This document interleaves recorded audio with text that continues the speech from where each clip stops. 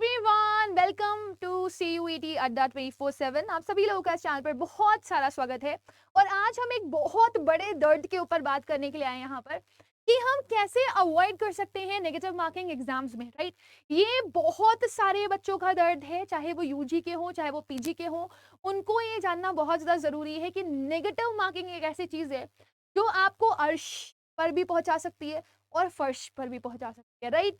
तो आपको किस तरह से बचना है नेगेटिव मार्किंग से, एक बहुत बड़ी चीज होती है। और ऐसा नहीं है कि आप नेगेटिव मार्किंग से बच नहीं सकते, but there are certain tactics tricks जिनको आपको अप्लाई करना पड़ेगा। अच्छा, अगर आप में से कोई भी बच्चा ऐसा है जिसको ये नहीं पता कि मार्किंग स्कीम्स क्या है CUET यूजी की और पीजी की, तो वो मुझे कमेंट सेक्शन में बता सकता है। मैं उसके ऊपर एक सेपरेट वीडियो बना दूंगी कि what will be the marking scheme of CUET UG and PG, right. Now, अगर हम बात करें हमारे नेगेटिव मार्किंग से बचने की, तो ऑफ कोर्स देखो, कोई भी क्वेश्चन होता है ना, आपको जब एग्जाम्स में दिया जाता है, स्पेशली कॉम्पिटिटिव बेस्ड एग्जामिनेशन, तो उसमें नेगेटिव मार्किंग होती ही होती है। तो आपके CUET के एग्जाम्स में भी आपको नेगेटिव मार्किंग दी गई है। अगर मैं यूजी के बारे में बात करूं तो आपको हर एक क्वेश्चन के लिए आपको 5 नंबर मिल रहे हैं और हर एक गलत क्वेश्चन के लिए आपको -1 मार्क्स।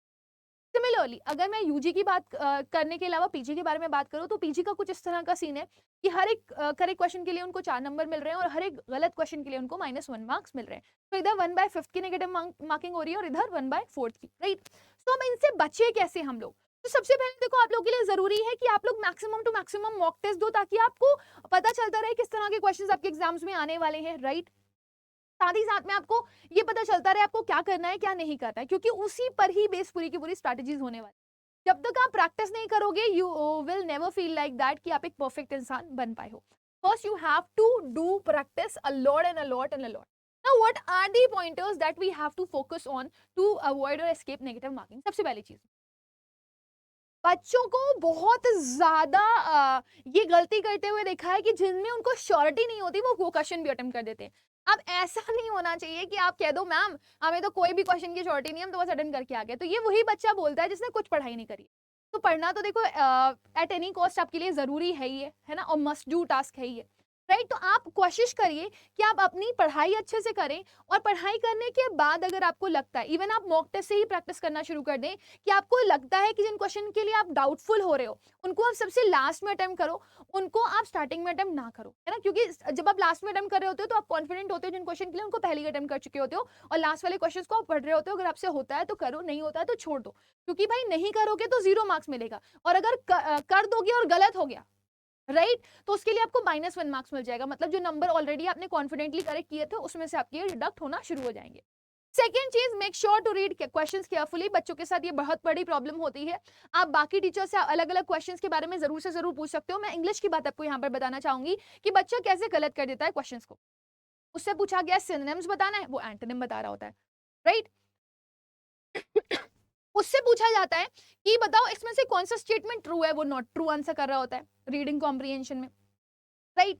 तो आपने अगर ध्यान से क्वेश्चन को नहीं पढ़ा है तो आप क्वेश्चन को डेफिनेटली रॉन्ग करके आओगे। तो इस चीज की जरूर से जरूर प्रैक्टिस करिए। आप अपने एग्जाम से कम 30 से 40 मॉक्स ऐसे दे दीजिए कि आपको कभी इस चीज की प्रॉब्लम ही नहीं आए। आप स्पीड के साथ साथ क्वेश्चन को रीड करके अंडरस्टैंड भी कर लो, ये आपकी हैबिट में आ जाना चाहिए। तो ये आपका तभी आएगा जब आप maximum to maximum mock test practice करके जाएंगे। और जब आप एग्जाम हॉल में बैठेंगे तो आप क्वेश्चंस को जरूर से जरूर पढ़ेंगे, जितना परफेक्टली हो सकता है, जितना केयरफुली हो सकता है उतना carefully. Now what more we can do to avoid negative marking?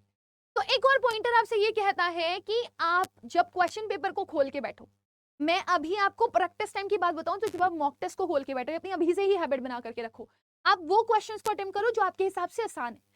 जरूरी नहीं है कि अगर एनालॉजी किसी बच्चे को आसान लगता है तो किसी बच्चे को टफ नहीं लग सकता।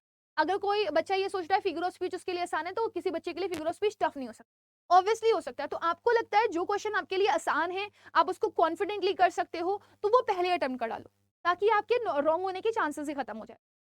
फिर आप उन क्वेश्चंस पे जाओ जो आपको लग रहा है आपके हिसाब से टफ है। तो इससे क्या होता है ना, आप जिन पे कॉन्फिडेंट होते हो उसमें आप चाहकर भी कोई गलती नहीं कर पाते हो, और जिनके लिए आप थोड़ा सा अनश्योर होते हो, है ना, या फिर आपको लगता है कि नहीं डर लग रहा है मुझे करने में, तो गड़बड़ हो ही जाती है, राइट। सो अगर आपको कोई भी क्वेश्चन ऐसा लग रहा है जो you find it difficult tough, तो उसको प्लीज आप लास्ट में अटेम्प्ट करें, कोई प्रॉब्लम।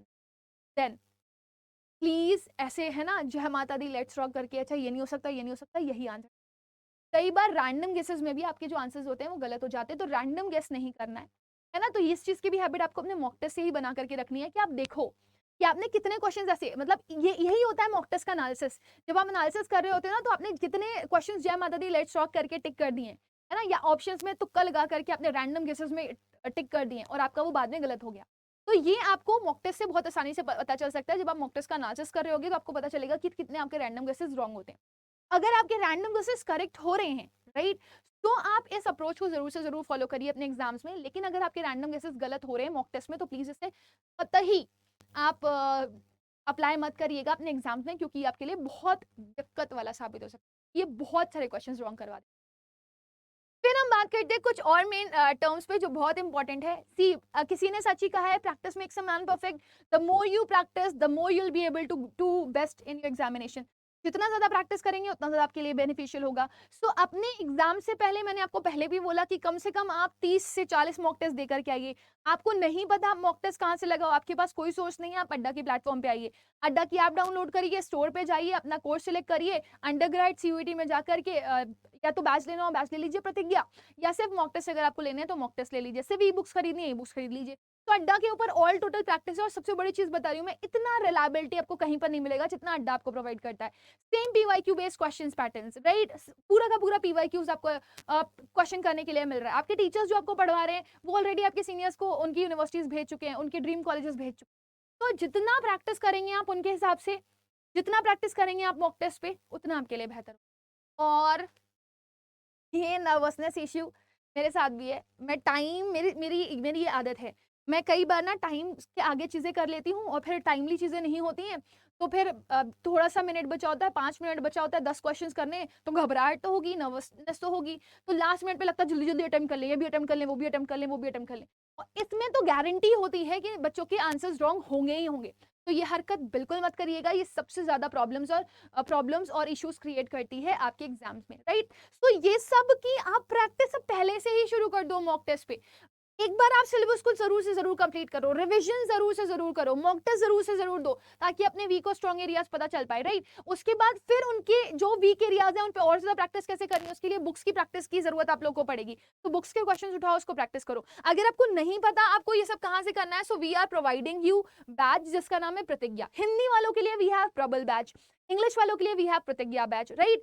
पूरा English plus GT plus domain अलग से प्रोवाइड कर रहे हैं हम लोग। खाली इंग्लिश जीटी का चाहिए वो भी अवेलेबल है, खाली डोमेन का चाहिए वो भी अवेलेबल है। So everything is available. आपको टेंशन लेने की कोई जरूरत नहीं है। क्यों टेंशन ले रहे हो व्हेन अड्डा इज हियर? अड्डा आपके पास है तो आप क्यों टेंशन ले रहे हो, राइट। तो आपको मैं दिखाती हूँ यहाँ, देखो अड्डा की आप लोगों ने मान लो डाउनलोड कर ली, इधर आ जाओ। हाँ, यहाँ पे आपने मान लो अड्डा की आप डाउनलोड कर ली, है ना। अब जैसे ही आप अड्डा की ऐप पर जाओगे तो आपको आपका कोर्स सिलेक्ट करना पड़ेगा, है ना। तो आप ऑल कोर्सेज में जाओगे, है ना, अंडरग्रेड में जाओगे, सीयूईटी में जाओगे, है ना।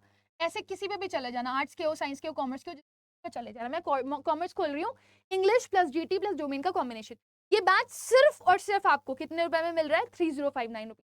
खाली डोमेन का चाहिए 2124 रुपीज में मिल रहा है, राइट। इसमें आपको पूरा कोर्स मिल रहा है। टीचर्स आपको क्लास में रिवीजन करवा रहे होंगे, लाइव रिवीजन, जिसमें आप उनसे अपने डाउट्स भी पूछ सकते हो।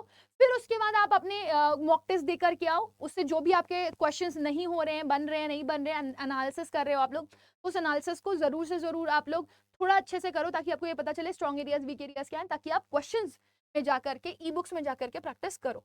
देखो 192 टेस्ट सीरीज, 72 ई बुक्स आपको यहाँ पर मिल रही है प्रैक्टिस करने। बैच आपको दिख जरूर है 3059 का, बट आपको ये कम प्राइसेस में मिल सकता है। You can avail it at less prices also by using one code Y484। जैसे ही आप यूज करोगे आपको ये बैच 2987 दिख रहे हो। क्या कोड यूज किया? Y4, है ना आपने, Y48। फिर आप देखो ये तो एक हो ही गया आपका बैच। अब सपोज अगर कोई बच्चा सिर्फ और सिर्फ किसका लेना चाहता है बैच, और भी दिखा देती हूँ मैं आप लोगों को। अभी देखो खाली इंग्लिश और जीटी के लिए आप जाना चाहते हो, खाली इंग्लिश और जीटी के लिए जाना चाहते हो, तो ये रहा खाली इंग्लिश और, है ना। और ये इंग्लिश और जीटी अगर 2634 वाला लोगे, आपकी बुक्स भी इसमें मिलेंगे आप लोगों को घर पे, है ना। तो उसमें थोड़ा सा टाइम टेकिंग होगा। मैं चाहूंगी कि अब ना ही लो आप इसको, rather than this is much better than anything. आप ये वाला बैच लो, ई बुक्स आपको मिल जाएंगी, थोड़ा सा यूज हो जाओगे चश्मा वश्मा लगा करके। आंटी ने सबको बहुत मोटा चश्मा नहीं लग रहा है, आपको बहुत दिक्कत नहीं होती है लैपटॉप्स वगैरह देखने में, तो आप बुक्स खरीदो, अदरवाइज आप यही वाला लो। हाँ, ये बैच आपको सस्ते में मिल जा रहा है, कम प्राइसेस में मिल जा रहा है। Y484 कोड लगाइए। आप सोचिए इसमें पूरा इंग्लिश पूरा जीटी मिल रहा है, ई बुक्स मिल रही है, डोमेन्स मिल रहे हैं, सब कुछ। Y484 दिख रहे हो? ये बैच आपको कितने का मिल जाएगा? 207।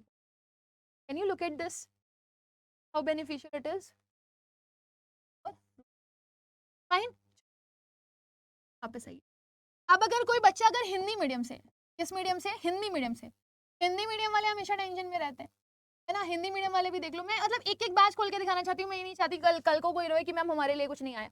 तो हिंदी मीडियम वाले अगर बच्चे देखना चाहते हैं तो सीयूईटी खोल लो, आर्ट्स हिंदी, है ना? आर्ट्स हिंदी वाले आप देखो, आर्ट्स वालों का और हिंदी वालों का बैच तो और सस्ता है, सब कुछ मिल रहा है आपको, वही सारी चीजें मिल रही है, राइट? डिस्क्रिप्शन में सब कुछ गिवन है। आपका ये बैच 2039 का मिल रहा है। आपको कोड क्या लगाना पड़ेगा? Y484 for maximum. लगाइए, आपको ये बैच कितने का मिल जाएगा? 199। Can you see this, how much benefit you can avail from here? हाँ, ये कोड यूज करो, इट बेनिफिटेड। और इंग्लिश जीटी का बैच लोगे ना तो आपको 900 रुपए का मिल जाएगा सिर्फ। तो कैट दे, मैं वापस जा रही हूँ अंडर 24/7 के ऐप पे। आपको बार बार जाने की जरूरत नहीं पड़ेगी, आपको एक ही बार सर्च करना पड़ेगा कि मुझे बार बार ओपन करना पड़ रहा है जस्ट फॉर माई सेक, है ना? ताकि मैं आप लोग को सब दिखा सकूं बाद में एक बारी। 1019 रुपए का है, इंग्लिश जीटी पूरा कंप्लीट मिलेगा। कोड लगा दो, जैसे ही लगाओगे ना 990 ₹995 में इंग्लिश जीटी का कॉम्बिनेशन, पूरे कोर्सेज मिल रहे हैं आपको, रिवीजन मिल रहा है, डाउट सेशन मिल रहा है, काउंसलिंग मिल रही है, बुक्स मिल रही हैं पढ़ने के लिए, प्रैक्टिस क्वेश्चंस मिल रहे हैं, मॉक टेस्ट मिल रहे हैं। तो एक ये बैच है जो सीयूईटी हिंदी का है, ठीक है ना? फिर एक ये बैच है जो कि आपका पूरा कॉम्बिनेशन में आपको मिल रहा है, इंग्लिश जीटी और हिंदी, इंग्लिश जीटी और डोमेन, सॉरी। ये आपका बैच है जो कि आपको इंग्लिश और जीटी का मिल रहा है, ये इंग्लिश मीडियम। ये वाला जो बैच है आपको इंग्लिश और जीटी का मिल रहा है, this is for English, right? तो गो एंड हैव बेनिफिट, अपना मेहनत करिए और अच्छे से प्रिपरेशन एवरीबडी।